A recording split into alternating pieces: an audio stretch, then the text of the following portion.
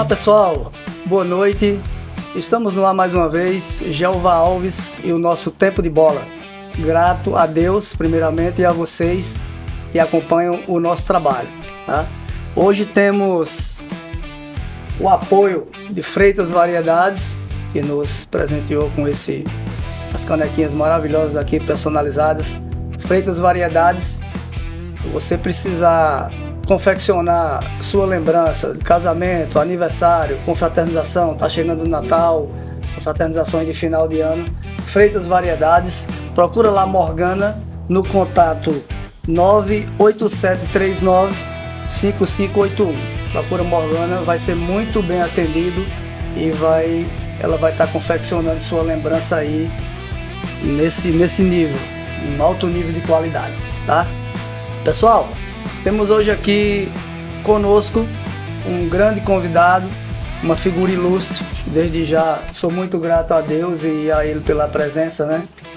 É um rapaz que jogou em alguns clubes aqui, é um ex-atleta profissional, meu amigo de coração, cara de boa índole, que eu tive a satisfação de trazê-lo aqui conosco. Estou falando de Fernando Guilherme, né? Fernando é natural de Fortaleza, pai do Gabriel, filho do seu José Guilherme e da dona Maria das Dores Gomes. Fernando passou em alguns clubes como Bahia, Vitória, Fortaleza, Ceará, Serrano da Paraíba, Botafogo da Paraíba, Botafogo de Ribeirão Preto, Real Ariquemes de Rondônia, Face do Amazonas, Operário do Mato Grosso, Mojimirim de São Paulo, Cascavel do Paraná, Estação do Ceará, Inter de Porto Alegre, Guarani de Minas Gerais, Cap de Minas Gerais, União do Ceará. Tem mais, são só alguns, senão vai tomar o podcast inteiro, tá?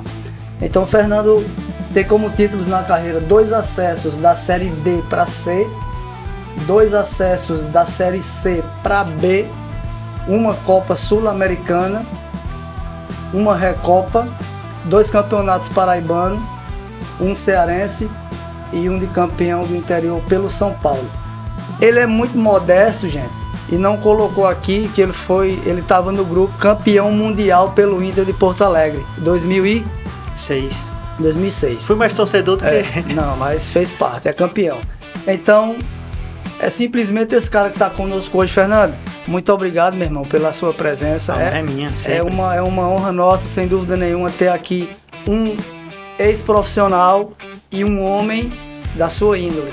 Eu posso falar isso porque eu tive o privilégio de trabalhar com você, né? Então, cara, de coração, muito obrigado. A recíproca é verdadeira. À vontade. Bom, eu fico muito feliz.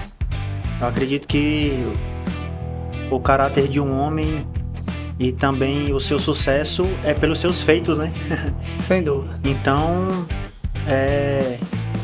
fico muito feliz de verdade, honrado. E a recíproca é verdadeira de verdade também, porque eu tive o prazer de conhecer, trabalhamos num momento ruim, depois virou um momento bom. Eu acredito também que no futebol e na vida você conhece os verdadeiros nos dois extremos. Quando você tem tudo e quando não tem nada, né?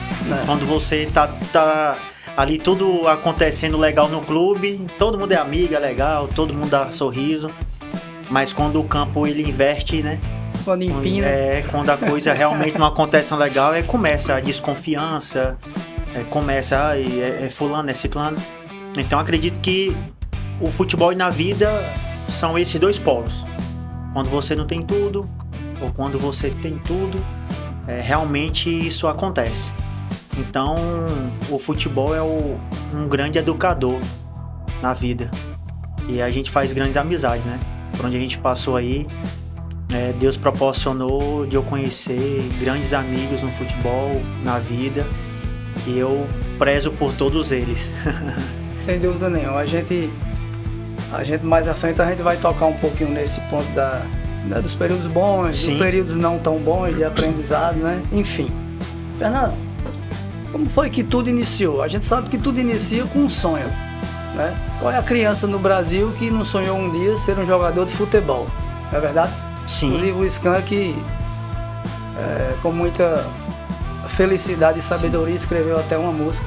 Então, para você, Fernando Guilherme, Como foi que tudo iniciou? Como foi que iniciou esse sonho? Tudo começou com brincadeira, né?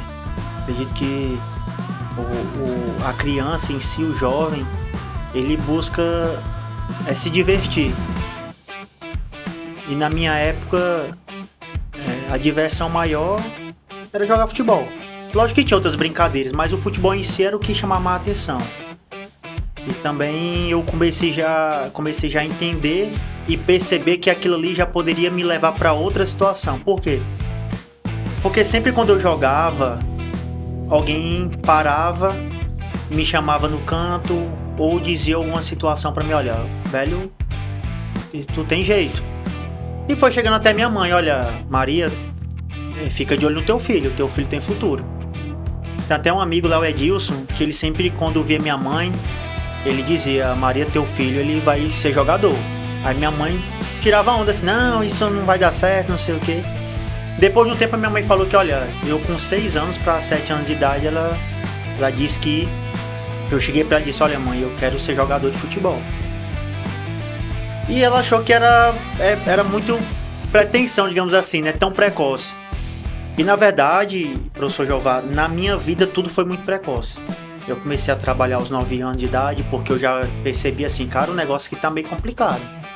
E eu queria ter sempre o meu dinheiro, ter minhas coisas, comprar, porque eu também via meus amiguinhos ali com dinheirinho, e eu ia pedir alguma coisa pra minha mãe dizia assim, rapaz, tá meio apertado aqui, tá meio complicado. E aí eu fui começando a ter algumas situações, cara, eu tenho que ganhar meu dinheiro. Eu comecei a trabalhar muito jovem, com 9 anos de idade, saí de casa aos 14, pra minha primeira avaliação num clube, que não foi em Fortaleza, já foi em outro local. E eu saí com 16 achando que tinha saído muito cedo, então você saiu com 14. Eu saí com 14 e as coisas começaram a acontecer. Então, assim, de uma forma bem específica a sua pergunta, começou a brincadeira, mas aí você vê que também é oportunidades. Você já vê como um meio de vida. Você vê como aquilo ali muitas vezes a gente já até falou numa roda, ali antes de começar o jogo, olha, esse aqui é o nosso prato de alimento, isso aqui é a nossa vida. E eu vou fazer até uma ressalva aqui, que eu acredito também que o futebol em si está perdendo um pouco essa característica do jogador da periferia, do jogador que realmente ele precisa, do jogador que é necessitado, do jogador do projeto social, porque em uma pequena análise que eu já fiz e percebo cada vez mais que o futebol está deixando de ser daquela galera da favela mesmo, sabe? Da periferia, dos projetos sociais, e tá virando algo mais elitizado, classe média para classe média alta, porque hoje o atleta tem que ter já nutricionista, ele tem que ter um personal soccer, ele tem que ter a melhor chuteira, ele tem que ter... E não é muito bem isso não. Eu acredito que o atleta de futebol, ele tem que ter fome. Como tudo na vida, ele tem que ter fome. Ele tem que encarar aquilo ali realmente como algo que pode ser um divisor de água para ele. Porém, eu também aqui abro um parênteses, porque o atleta de futebol, ele tem que ter 3 momentos da vida dele. É o diversão, paixão e profissão. E quando você atropela tudo isso aqui, de fato, você deixa algo no caminho. Então ele tem um momento de diversão, que eu tive, que eu fui realmente criando aquela identidade, gostando. Você também vai se percebendo e achando qual é a sua melhor posição. Eu comecei como ponta esquerda, depois virei lateral esquerdo, virei meia, depois virei volante. Então você vai percebendo, então o olho clínico também dos treinadores mais antigos, aquela galera realmente que conhece o atleta só na passada dele, como ele domina a bola, faz muito jus. O que tá ficando raro hoje em dia também, esse olho clínico. Exato. Então, eu tive esse momento de diversão. Porém, existe também um momento de paixão, que você vai realmente criando a essência do futebol, você vai aprendendo sobre a história do futebol, o que ele também pode te proporcionar, porque o futebol me proporciona muitas situações. De estudar em um colégio particular, de ganhar algumas premiações, de viajar, de conhecer amigos, me deu alguns acessos também. Então o futebol, ele não é só dentro de campo, ele acaba sendo fora de campo também. Então você cria uma identidade, que é a paixão, é uma cultura, digamos assim. E aí também tem a cultura da instituição. E depois você começa a perceber e entender que é uma profissão. Por quê? Você começa a ganhar. Você começa a receber por aquele trabalho, por você desempenhar um bom papel, por você performar, por você dar resultados. Então, diversão, paixão e profissão. Então, quando você passa por essas 3 etapas, o atleta de futebol, e tem a idade para isso também, lógico que vai ter um ou outro que acaba sendo mais precoce, enfim, mas normalmente é esse processo, que eu acredito que é o melhor processo. Você começa a perceber isso, de verdade. E não foi diferente comigo. Eu atropelei algumas situações, né? Tudo aconteceu muito rápido. De repente eu estava em Fortaleza, depois as coisas já estavam acontecendo para mim. Então, cometemos alguns erros, acabamos indo em alguns caminhos que não era realmente para ser normal, acontece. Então, isso na minha vida foi maravilhoso. E eu tive que assimilar tudo muito rápido. Ao mesmo tempo que eu tive essa diversão, né, nesse meu tempo de paixão e profissão, eu tive que realmente ter algumas tomadas de decisões rápidas. E aí onde você acaba perdendo algumas situações, né? Você fica mais distante da família, as datas comemorativas não faz tanto sentido, e aí tem um ônus, né? Onde você realmente tem que sacrificar. E não dá pra você fazer tudo. E o futebol, ele é como se fosse... Ele é muito ciumento, o futebol. Ele não permite. O futebol não te permite fazer muitas coisas extracampo. Porque você tem que estar 100% focado. Qualquer tipo de distração realmente te faz mudar totalmente o rumo da tua vida, profissionalmente falando, e também no seu lado pessoal. Porque o lado pessoal do atleta fora de campo e o que ele faz dentro de campo, ele é um universo paralelo. Eles estão ligados. E aí hoje o atleta não consegue perceber muito isso. E a gente também sabe que hoje com as redes sociais, com a exposição, entre outros fatores, acabam prejudicando. E até que ponto realmente isso contribui ou não. Que na verdade era para contribuir mais ainda. Por que a gente não está tendo mais craques? Por que a gente não consegue performar? Por que a gente acabou perdendo nossa identidade? Será que nós realmente somos o país do futebol? Então são vários pontos que a gente tem que ficar muito atento. Porque o futebol em si, e a gente tem vários contrapontos aqui também. Qual é a nossa referência no futebol? Seleção. Tem verdadeiros craques? Tem. Mas até que ponto ele pode ser referência? Exemplo de conduta, dentro e fora de campo. Será que o nosso futebol da Série A, Série B, Série C, Série D, os regionais, ainda são movimentados como era antes? Como é que estão nossas categorias de base? Porque se eu tenho um filho, e a gente está abrangendo muitas situações aqui, se eu tenho um filho, eu me preocupo com ele, qual é o colégio, ou qual é a escola que ele vai estudar, quem são os professores, qual é a cultura, qual é a metodologia, como é que é a estrutura, o que tem lá de tão legal, ou o que não tem. Eu me preocupo. Por quê? Porque o meu filho vai passar por muito tempo naquele local. E um clube de futebol não é diferente. Vamos supor que um atleta de futebol chegue com 10 anos na categoria de base de um clube. E o último ano de base dele é o sub-20, ou seja, são 10 anos. Que tipo de água ele está bebendo lá? Quais são os conteúdos, os conceitos técnicos, táticos, a cultura, a disciplina, a educação? Porque são conceitos, tá? Não é categoria de base, não é formação. Então a formação pega um todo, pega um conceito realmente bem extenso. Então será que a gente está se preocupando de fato? O que esses atletas realmente eles estão dispostos, estão vendo todos os dias? Lógico que nós sabemos que o atleta é um produto, professor Jovado. Isso aí a gente tem que ser bem coerente e sincero sobre isso. O clube, ele está investindo no atleta em todos os quesitos, então ele quer ganhar com aquela situação. E aí em contrapartida também tem os representantes, as empresas, os empresários, enfim. Também temos o atleta, que é o produto, temos a família. Dá para todo mundo trabalhar em conjunto. Na verdade, é essencial que todos trabalhem em conjunto. Seja o clube de futebol, a instituição, seja os representantes, seja a família e o atleta. Então, todas essas questões, a gente tem que se voltar para isso. Será que realmente a gente está no caminho certo? Ou daqui a 5 anos vai ficar ainda pior? Como é que está sendo a condução dos atletas?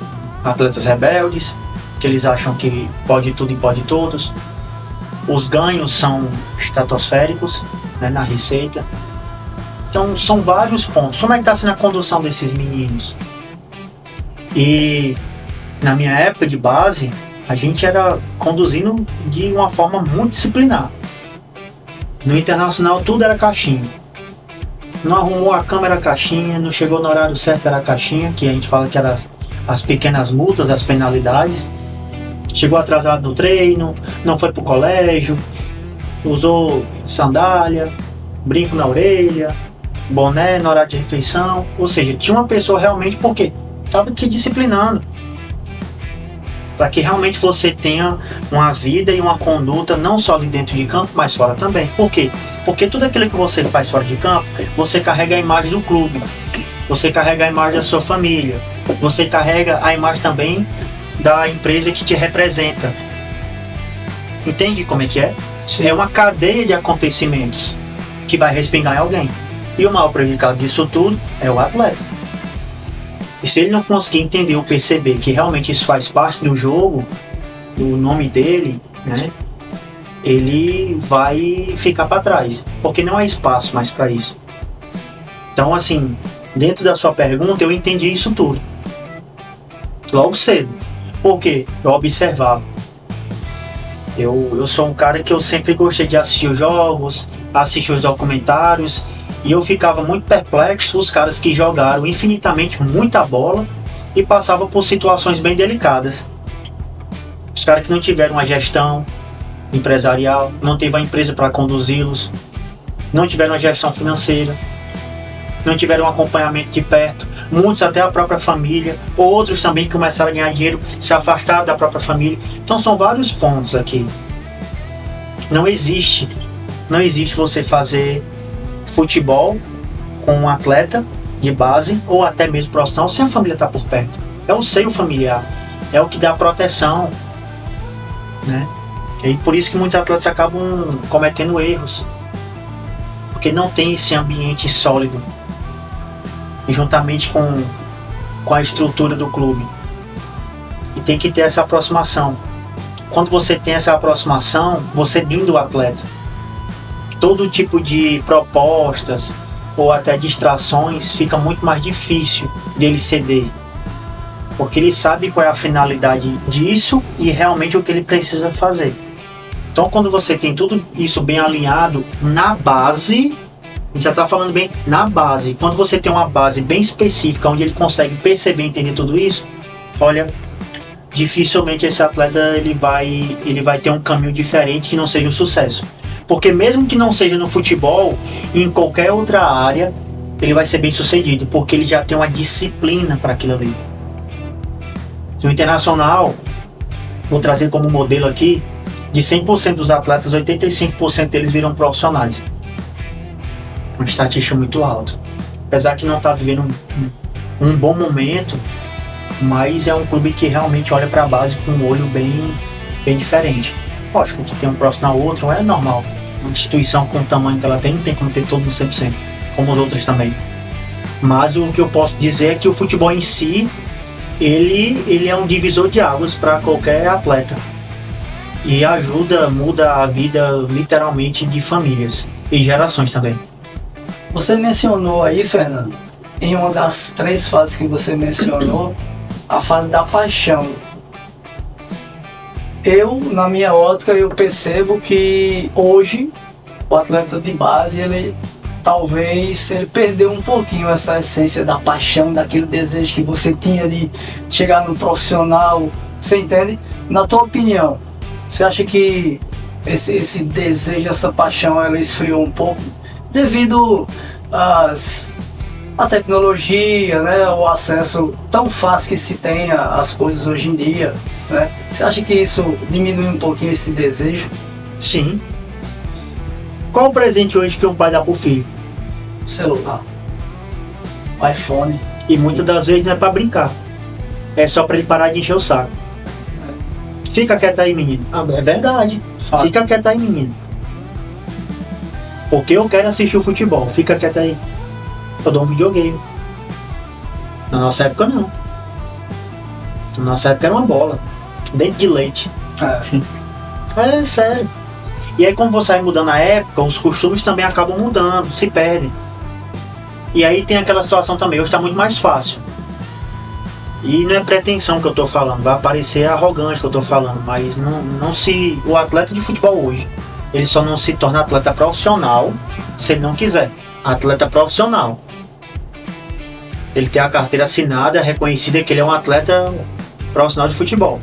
Agora vai depender qual divisão ele joga. Profissional de qual divisão?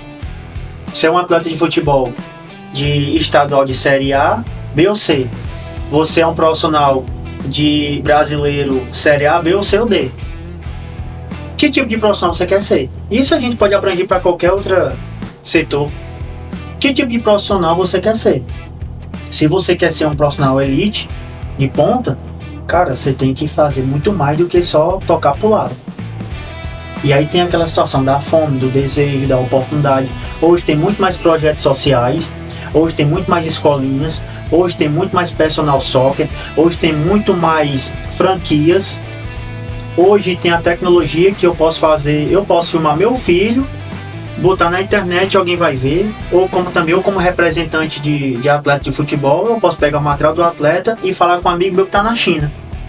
Na nossa época, para um atleta comprar uma fotografia, era caríssimo. E olhe lá ainda, porque tinha jogos que você não via ninguém. Não, era raro. Pois era só as duas. Era só a foto. Exato. Só eram as duas equipes jogando e pronto. Não tinha ninguém nem assistindo, nem o pai ia. Então assim, o acesso hoje, está muito mais simples, está muito mais fácil. E por essas situações, o nível caiu. Isso a gente não pode deixar de falar. O nível caiu. Infelizmente. E aí são vários pontos aqui também. Nós não podemos mais cobrar os atletas. Existe também como é que é a forma que eu estou cobrando um atleta, porque assim, eu não posso também cobrar um atleta de 16 anos da mesma forma que eu estou cobrando um atleta de 10 anos. Por isso que eu falei aqui, eu vou puxar anteriormente. Quais são os tipos de profissionais que eles estão trabalhando dentro dos clubes? São profissionais que já passaram também por esse processo? Porque a melhor maneira de eu pedir o conselho para a minha vida, para onde eu quero ir ou chegar, é quem já passou. Quem já passou. Se eu vejo um cara que já foi atleta, que ele já passou por aquilo que eu desejo, eu vou perguntar para ele. E ele que vai me conduzir. Lógico, também não são todos. Tem muitos caras também que são ex-atletas de futebol que acabam ficando frustrados. Sim, enfim, são várias situações. É muito relativo. Pois é. Mas mesmo assim, eu ainda sou a favor e proponho que qualquer área, seja qualquer área do futebol, tenha ex-atleta de futebol. Lógico que tem que ter aquela peneira para que você veja em si. Eu não sei qual é que cada clube ele conduz essa situação, mas que façam. E o que acontece? Por essa situação de ter um acesso mais fácil, digamos assim, o atleta acaba ficando relaxado. Você também perdeu, por exemplo, se você anda aqui em Campina Grande, você não veio com tanta facilidade os meninos jogando na nossa época. Era travinha, era campo de terra e tal. Então assim, você via muito, o brinquedo de fato era a bola. Então tá se perdendo isso, o nível técnico acaba caindo também. Isso não sou eu que estou dizendo também, são os dados, são os números. O atleta em nível de mercado, de procura sul-americano, o Brasil ele é terceiro ou quarto de compra. O primeiro é o Uruguai, o segundo é argentino, o terceiro é o colombiano / brasileiro. O Uruguai, por nível de competitividade e raciocínio tático, né, porque ele consegue compreender. Você pode pegar todos os jogadores uruguaios, eles têm uma compreensão tática muito melhor do que os outros. Aí tem um argentino, por conta da qualidade, da raça e tal. Aí vem um colombiano, porque é o atleta que tem fome. Aí tem um nível de força, enfim. E o brasileiro, infelizmente, ele perdeu esse pódio. Por conta justamente do comprometimento, por conta da disciplina. E tudo isso, ele entra no nível de mercado que ele é avaliado e se perde. Então, professor, dentro desse contexto todo, infelizmente, a gente não está perdendo no profissional, não. A gente está perdendo na base. Porque para chegar aqui no profissional, tem toda uma situação pela frente. Como é que a gente está cuidando disso? Do nosso futuro? Por que está demorando a surgir outro Neymar? Por que está demorando a surgir outro Ronaldinho Gaúcho? Outro Fenômeno? Outro Romário? Isso eu vou começar a falar aqui. Há quanto tempo as nossas laterais não conseguem ter pouco perto de um Roberto Carlos? Marcelo foi um grande jogador, né? Por quê? E teve outro ainda que foi melhor do que aqueles dois aí, que eu vou entregar a minha idade sem querer. Teve Leandro, lateral direito. Jogava tanto na lateral direita como na esquerda. Ambidestro. Pois é. Jogava de volante também. Ninguém nem vai lembrar. Eu duvido quem vai lembrar do Leandro. Jogou no Flamengo, tá? É excelente jogador. Até o Jorginho, né? E todos eles que realmente são na lateral de origem, tira o chapéu pra ele. Jorginho foi o sucessor do Leandro. Exatamente, mas tira o chapéu pra ele. Sim, sim. Então assim, por que deixamos de fabricar? Nós não somos uma fábrica. Nós não temos aqui o insumo, digamos assim. Nós não temos aqui todas as qualidades. Por que deixamos de fabricar? Não estou dizendo que não tem. Eu estou dizendo que a proporção em si era muito maior. Se você balança uma árvore aqui, cai 25 meninos que jogam futebol. Você vai ver também, até os conceitos acabam mudando, a cobrança muda. Lógico que de 10 anos, de 15, de 20 são cobranças diferentes, mas é a cultura. Você vê Grenal, pô. Você vê Grenal, guri de 10 anos Grenal lá no sul, Grenal. Os guris já estão com sangue no olho. É lindo de se ver, sabe? Cultura. Desde já enraizado. Cultura, é verdade. Fernando, a gente está ainda no início, falando basicamente de como tudo começou. E eu sou um ex-atleta e eu fui uma criança e sonhei também. E toda criança tem alguém que ela se inspira. Por exemplo, eu me inspirava muito em Bebeto. Já entreguei minha idade também, mas naquela época tinha Zico em Serrano, Roberto Dinamite, mas eu admirava muito mesmo o Bebeto. Certo? Você teve algum atleta da época que você se inspirou? Rivaldo.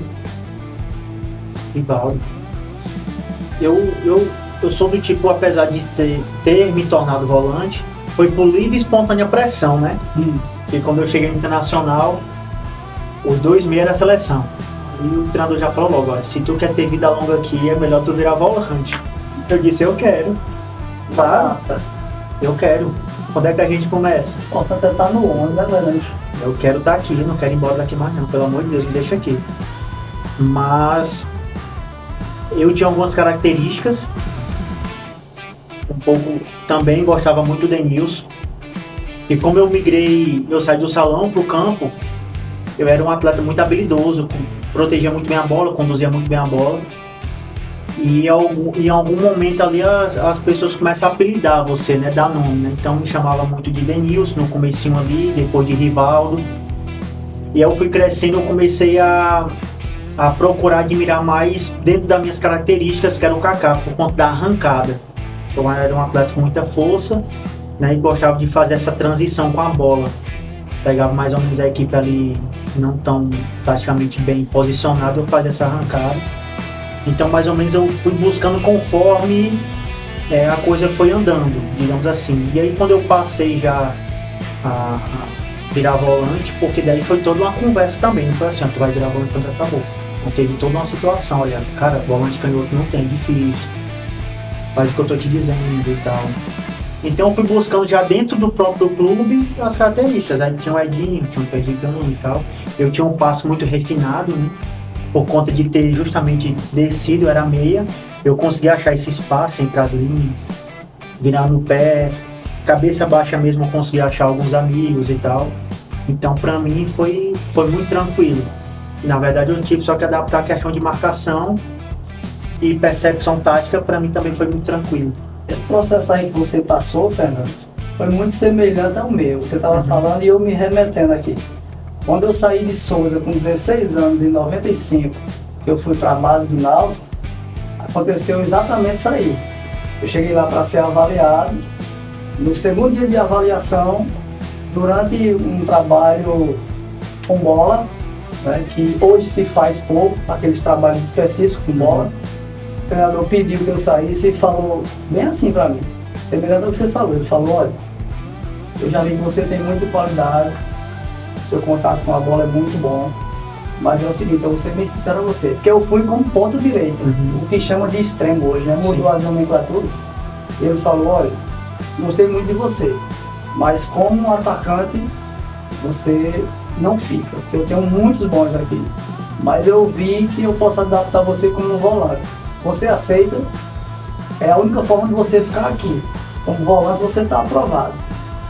Eu ia dizer não, né? Claro. Eu disse: não, professor, tudo bem. Fernando Nassalve. E daí, Nessas questões assim, quando eu cheguei no Inter, o cara já faz a leitura. Porque quando eu cheguei no Inter, eu já tinha passado por São Paulo. Em São Paulo, todos os testes que eu passei, eu fui dispensado. Fui dispensado. E em Fortaleza, antes como eu... meia. Como meia. E antes de eu ir para São Paulo, em Fortaleza, eu tinha ficado quase 1 ano e 6 meses, 1 ano e 8 meses só treinando. Essa é outra parte da minha vida. Eu ficava vendo meus amigos todos viajando. Um ia pro Corinthians, outro ia para São Paulo, outro ia pro Palmeiras, outro ia pro Goiás, Grêmio. E eu só, meu irmão, e tipo, era mais ou menos um 18 a 20. E os treinos eram muito pesado mesmo. E aí, quando a quantidade era maior, o treino era pesado, mas ficava mais curto por conta da quantidade de gente. E quando foi diminuindo, foi ficando mais pesado e mais longo. Eu digo: meu irmão, tô doido pra viajar que eu não aguento mais não. Era. E aí é o seguinte, quando eu fui E nisso, dentro lá de alguns momentos do treinamento, o treinador, que era o Márcio, que hoje é representante, ele dizia: Fernando, vamos treinar aqui como volante, cara, porque tu tem muita força, cara. E vai que, nisso assim, eu nunca disse não. Eu acredito que só tem uma posição que foi lateral direito, que eu nunca joguei, de verdade mesmo. Até lá dentro do Internacional, dentro de uma partida, até com o professor Lisca, eu joguei de meia, eu fiz um terceiro, eu fiz um segundo. Depois eu terminei a partida improvisado como zagueiro. O zagueiro nosso tinha sido expulso, eu terminei como zagueiro. Durante até mesmo os treinamentos, durante a semana, eu ia pedindo para fazer algum tipo de posicionamento. Por quê? Dentro dessa situação eu pensava: cara, quanto mais posições eu puder fazer e tiver características que eu possa ajudar a equipe, eu sou essencial para qualquer equipe. Eu sou essencial para o meu treinador, eu sou essencial para a instituição. Lógico que a minha posição de origem se caracterizou como volante. Mas eu joguei uma competição toda como lateral esquerdo, que foi o Sub-20, 2007. Foi até vice-campeão pro Cruzeiro. E tendo lateral de origem no elenco, tudo, e eu fiz a lateral esquerda toda. E aí o professor Osmar Loss, ele, com a bola, eu virava um volante falso. E sem a bola eu acabava recompondo como um lateral, né, fixo mesmo, aquela linha de 4, né, que é muito usado no Rio Grande do Sul. Então assim, eu fui fazendo as leituras, eu sempre fui muito observador, sabe? Quando eu chegava num clube novo, os caras eram contratados, enfim, eu ficava observando alguma característica que algum atleta tinha, que eu não tinha, que realmente aquilo ali podia proporcionar que ele virasse titular. Eu tentava me adaptar rapidamente, para que justamente eu tivesse mais opções, né, que o treinador visse assim que, olha, esse cara ele é muito mais completo que o outro. Outra situação, o canhoto, que é uma dificuldade grande do canhoto, a perna direita. A perna direita é pra nada, é só para apoiar. E aí foi um dos pontos também que eles falaram pra mim: olha, outra coisa, aprende a usar essa tua perna direita. O jogador Saci, apesar de que é o nosso mascote, aqui ele não fica. Saci só o mascote. E aí eu pegava a bola com o roupeiro lá de 1h, 1h15 da tarde e ficava até 2h e pouco, antes de começar o treino, paredão, todos os dias. E aí eu falo pra você, a fome do atleta, Hoje o que eu vejo, antes de encerrar a carreira, eu sempre fui, por eu ser um atleta da base, quando acabava os treinamentos do profissional, eu descia para assistir os jogos da base, os treinos da base, e eu vi que os meninos, eles não têm mais aquela coisa. Acabou o treino, eles correm pro vestiário. Não tem mais aquela resenha. Não tem você aproveitar o clube. Não tem você aproveitar o clube, você aproveitar a estrutura do clube, as brincadeiras que você fazia quando acabava o treino. Não tem mais. Você ficar realmente ali. O professor Muricy Ramalho, ele dizia muito, o atleta de futebol ele é bom. Ele não aproveita o clube. E muitas das vezes o clube ele tem uma estrutura boa de alimentação, de você ter o seu descanso após a refeição, de você ter uma estrutura ali de bolas que você consegue brincar, fazer qualquer tipo de trabalho. Você ficar inventando mesmo, você aproveitar a estrutura, porque você vai criando cada vez mais o contato com a bola e você vai aperfeiçoando algo, porque tudo é treinado. Então, para você alguém que realmente eu treinei muito, de verdade mesmo. E mesmo com características, e as pessoas falam, tu é um baita jogador, cara, tu é um craque de bola. Mas só que eu não deixava isso entrar na minha mente e descer para o coração. Pelo contrário, eu alimentava de que eu tenho que treinar muito mais. Por quê? Porque existe alguém treinando mais do que eu. Então, dentro disso tudo, o atleta hoje, de base, acabou o treino, ele já tira o celular, ele bate uma foto e vai embora. Cara, tu não vai ter vida no profissional. Porque se tu chegar no profissional, e aqui é um caminho duplo, ele tem que ser qualificado também na base. Tem que parar, tem que corrigir, mas o atleta também tem que querer. Porque, vou ser bem sincero, no profissional, isso há 10, 15, 20, 30 anos atrás, já não tinha. Que é o quê? Ter paciência. O que hoje os clubes de futebol, as equipes de futebol, os treinadores querem? Resultado. O treinador ele tem 4 jogos. O treinador brasileiro tem 4 jogos de vida. Então ele não vai ter tempo de corrigir um atleta, ajeitar o corpo dele, isso é na base. E na base também já não está tendo tanto tempo. Por quê? Você chegava nos clubes para avaliação, os caras que estavam lá no clube, na sua categoria, eles tinham 5 anos de clube, 6, 10, é ou não é? Hoje o máximo de tempo é 2, 3 anos. Porque a rotatividade dos clubes está muito grande. Hoje você é o craque do seu time, da sua categoria. Aparecer um cara que é um pouco melhor que ti, é dispensado e pronto, acabou. Então, o atleta ele tem que buscar justamente essa essência, essa fome, esse desejo de realmente aproveitar o máximo que tiver no clube. Senão ele vai ficar para trás. A verdade é essa, professor. Verdade, sem dúvida nenhuma. Concordo plenamente com tudo que você falou. Fernando, durante esse teu trajeto aí no futebol, é evidente que tem coisas que ficam gravadas na nossa memória RAM. Fala pra gente, durante esse período aí, um jogo inesquecível pra você. Cara, tem vários inesquecíveis. Acho que todo jogo em si ele parece tipo, por eu viver na cidade, por eu ter jogado no clube, eu vou puxar a sardinha, mas não é.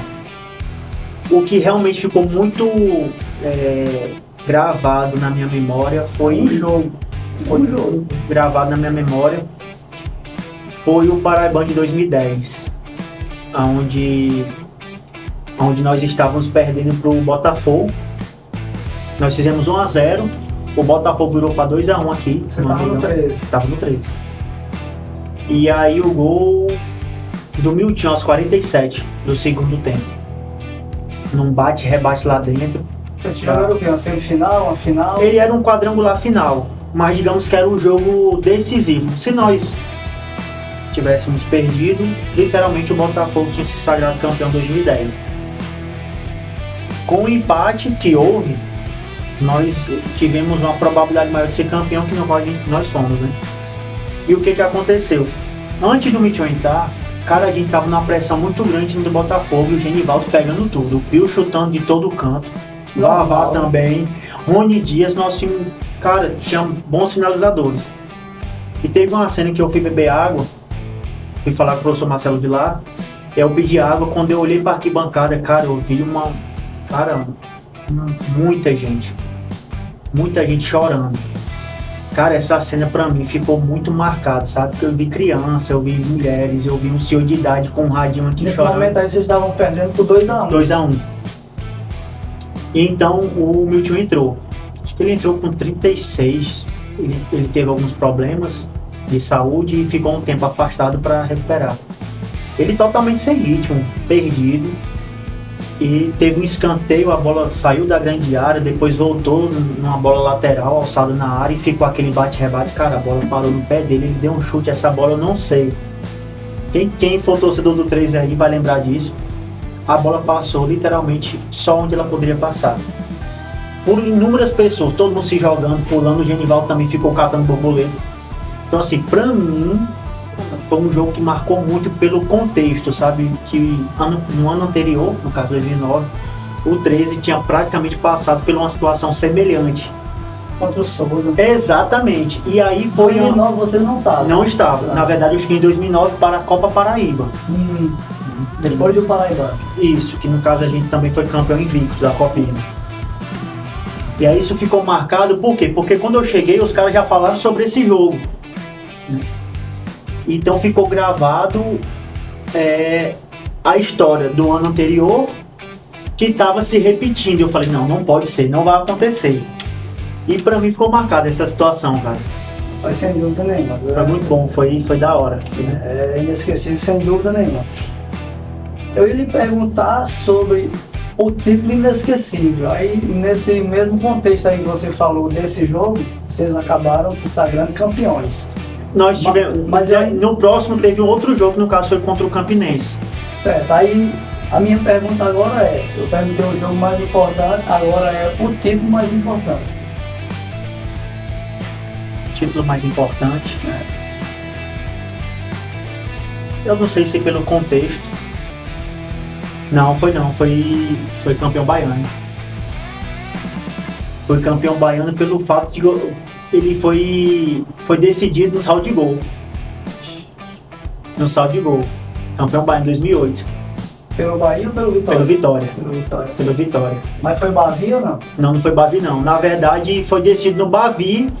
Teve um jogo que a gente perdeu de 4-1 no Barradão pro Bahia. No jogo de volta a gente ganhou de 3-0. E se eu não me engano, a gente pegou o Itabai. Não. Foi um time com... um time laranja. Agora daqui a pouco eu vou recordar o nome. Só sei que o Bahia jogou contra o Vitória da Conquista lá. E aí foi engraçado que o helicóptero ficava indo lá pro estádio do Vitória da Conquista e voltando com a taça. Foi. Essa foi boa. Foi. E daí a gente ganhou de, se eu não me engano, foi 5-0. E lá o Bahia ganhou de 4-0, foi 3-0. Ganharam por um gol. Foi decidido no saldo de gol. Se eu não me engano, foi um gol, foi 2 gols. Foi muito bom. Foi muito disputado.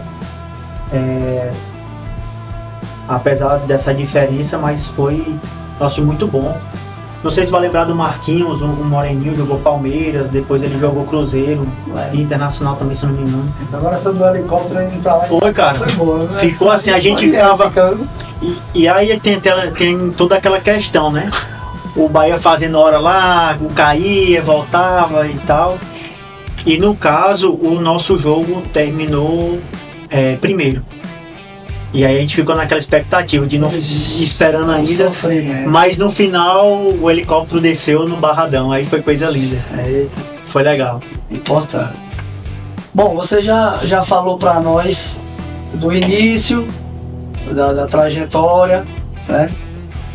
E eu queria que você fosse bem sincero, como você sempre foi, eu sei que é, por isso que você está aqui.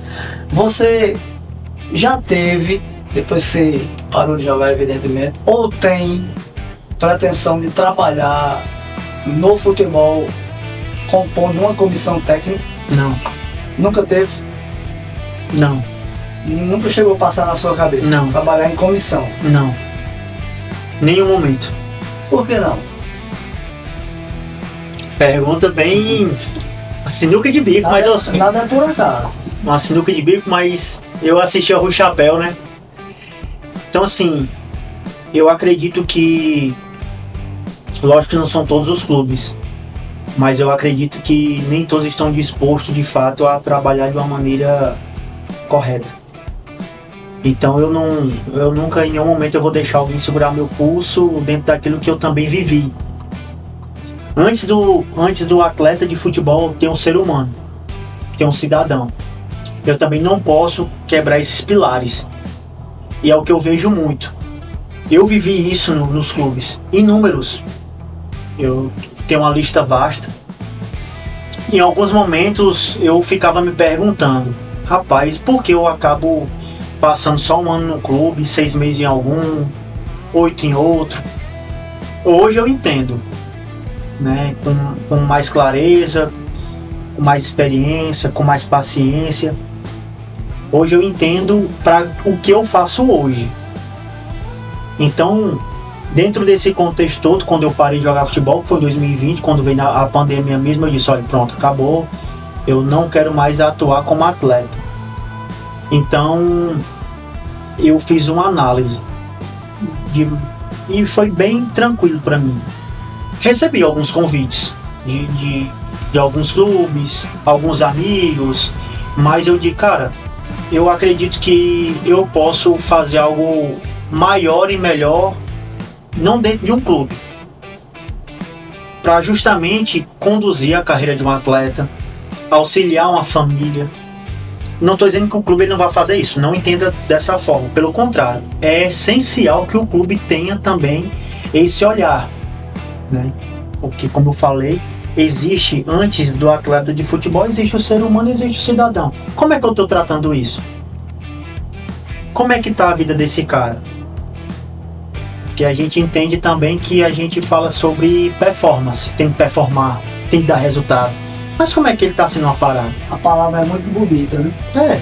Como é que ele está sendo? Como é que o atleta da base? Eu sempre vou bater em base, pô. Eu vim da base. O seu quanto é importante. E graças a Deus eu rodei ali em Fortaleza, passei por alguns outros clubes que fui dispensado e tal. Mas mesmo assim você via a preocupação. Alguns não, nem todos. Mas e aí de fato quando você cai num clube que ele entende esse processo e que ele não mente pra ti. Lá na minha época do Internacional não tinha esse negócio de mentira. Os caras chegavam na real e diziam, olha, infelizmente você está sendo dispensado por conta disso, dava o relatório mesmo ali, o feedback, olho no outro, acabou. Mas é essencial. Então assim, eu não me vejo, nem me via antes e também não me vejo trabalhando num clube. Porque para o que eu faço hoje, eu tenho que ter liberdade geográfica. Pronto, já pegando esse gancho aí, depois de encerrar, hoje, em que área o Fernando Guilherme atua hoje? O que você faz hoje? No futebol, né? No futebol, hoje eu trabalho como se fosse um gestor da carreira dos atletas. O famoso empresário ou intermediário, porque acredito que cada um tem uma situação completamente diferente. O intermediário é que ele tem um contato do diretor, do presidente ou do treinador de um clube e ele tem acesso a alguns atletas. Então eu estou intermediando a situação. Tem cara que ele só faz isso. Ok, tá ótimo. Tem aquele cara que é o gestor da carreira do atleta. Realmente ele está orientando, ele está conduzindo, ele está fazendo toda aquela assessoria, aquela preocupação com o atleta. O que é que ele faz dentro de campo, o que é que ele faz fora, como é que ele está no colégio, como é que ele está com a família. Eu acredito que esse é o trabalho que eu me identifico melhor. Não estou dizendo que eu também não faço a intermediação, faço. Mas hoje, dentro de tudo aquilo que eu passei no futebol, de tudo aquilo que eu vivi, de tudo aquilo que eu presenciei com os meus treinadores, com o meu empresário também, meu ex-empresário, que no caso eu não tive ex-empresário, eu tive 2 pais, que no caso foi o Gilmar Veloz e o José Antônio. Então foi o que eu aprendi, aquele carinho, aquele amor. A gente via que não era só dinheiro envolvido, realmente ele tinha um respeito pelos atletas. Entendeu? Então tudo isso eu fui vivendo dentro de campo, eu fui vivendo fora de campo, né? Como eles tratavam minha família, o respeito, o carinho, a admiração. Então tem muita coisa em jogo aqui. Então hoje eu presto mais esse serviço para as famílias, para o atleta em si, E também não é todo. Tem atletas que realmente a gente chega pro pai e diz, olha, infelizmente não tem como trabalhar com o teu filho, porque se o teu filho ele não te respeita, ele vai respeitar o... Não vai respeitar ninguém. Ele vai respeitar o pai, ele não respeita o intermediário, o empresário.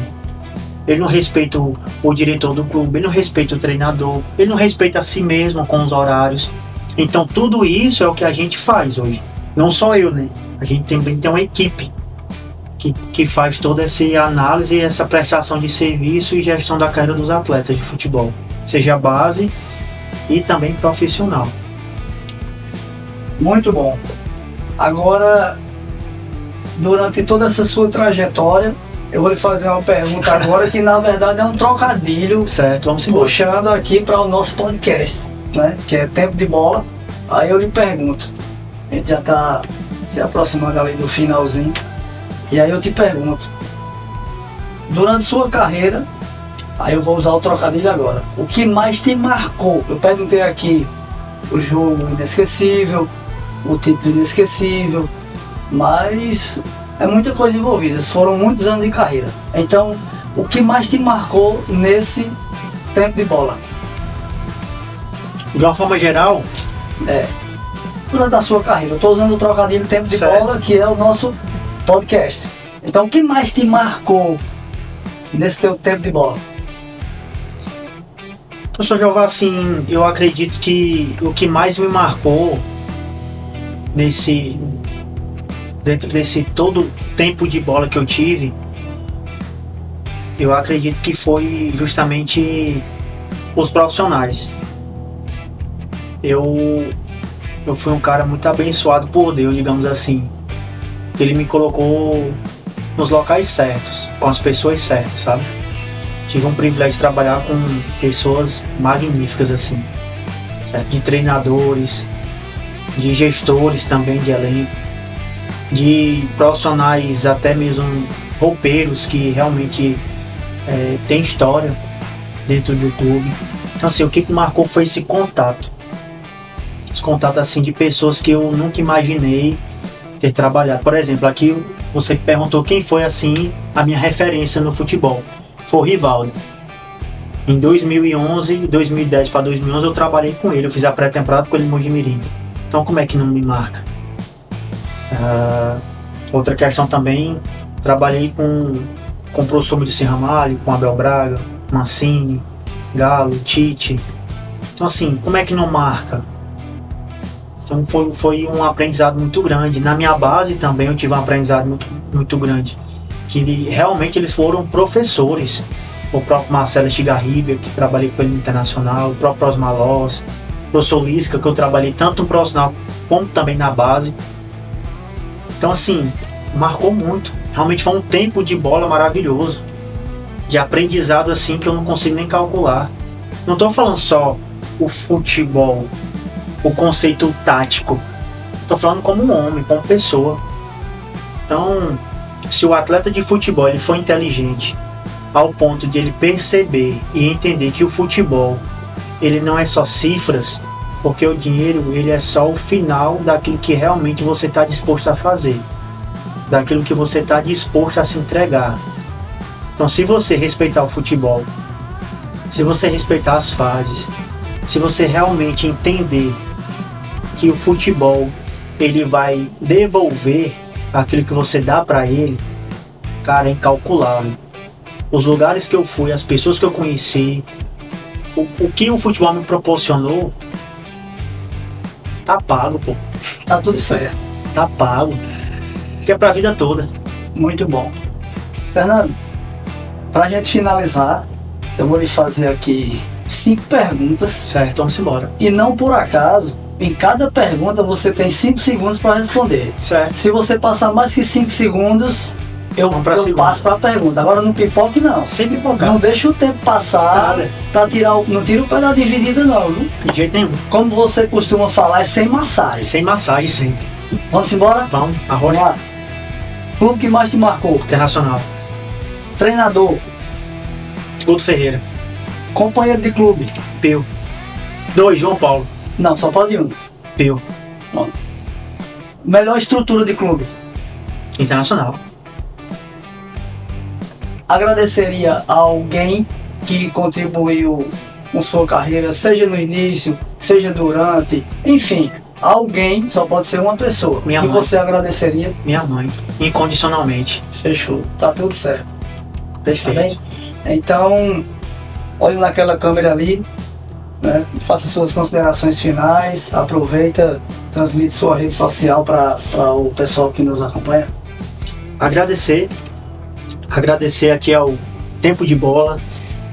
Eu acredito que eu ficaria aqui, professor, conversando a noite toda, Tempo voa, né? porque eu sou muito grato sempre a Deus.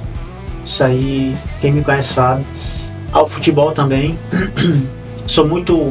Eu tenho uma paixão pelo futebol, pelo esporte, que eu posso dizer que ainda falta pagar alguma coisa. Eu devo ao esporte, eu devo ao futebol. Eu acredito que eu irei fazer algo que é muito prazeroso. Não teve um dia que eu trabalhei, todos os dias para mim foi diversão. Eu não acordei um dia que eu disse assim, cara, eu vou treinar, caramba, eu vou fazer este novo. Não, foi com muito amor, foi com muita paixão, foi com muita dedicação, algumas vezes até em excesso. Fui tirado muitas vezes de treino por excesso de justamente chegar junto, de querer. Eu era muito competitivo. Para mim, treino era jogo e jogo era guerra. Então, eu sou muito grato, de verdade. O que eu posso falar para gerações futuras, cara, abraça.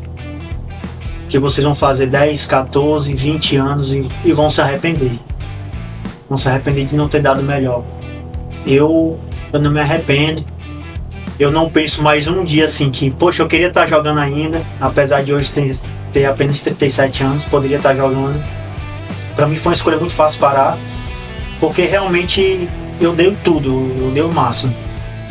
Então, os atletas que vão estar assistindo, eu espero que grande parte seja os atletas de base, que realmente aproveite ali também o momento que os seus pais possam estar levando vocês para os treinamentos, coisa que nós não tivemos, que nossos pais tinham que realmente trabalhar. Aproveite os seus treinadores, suguem o máximo de informações, treinem como se não tivesse o amanhã, e que eu tenho certeza que o futebol vai devolver para vocês aquilo que vocês estiverem dando para o futebol. É isso.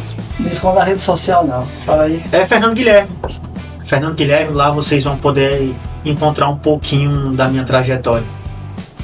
Fernando, muito obrigado, meu irmão, de coração, Sempre. pela sua presença. Tamo junto. Espero não, vai ter retorno sem dúvida nenhuma. Tô aqui em outras à disposição. ocasiões, tá bom? Então, pessoal, é isso. Agradecer a vocês que nos acompanharam, né, que abrilhantam o nosso trabalho. Aproveitar também para agradecer Freitas Variedades, que nos presenteou com essas lindas canecas aqui. Mais uma vez eu reitero, precisa daquela lembrancinha do aniversário, final de ano chegando, Natal, Réveillon. Freitas Variedades, procura Morgana no contato 987395581, que ela vai confeccionar aquela lembrancinha perfeita. Pessoal, mais uma vez, muito obrigado pela companhia de vocês. Agradecer a Deus primeiramente, Sandro Filmes, e que Deus os abençoe. Até a próxima. Um abraço.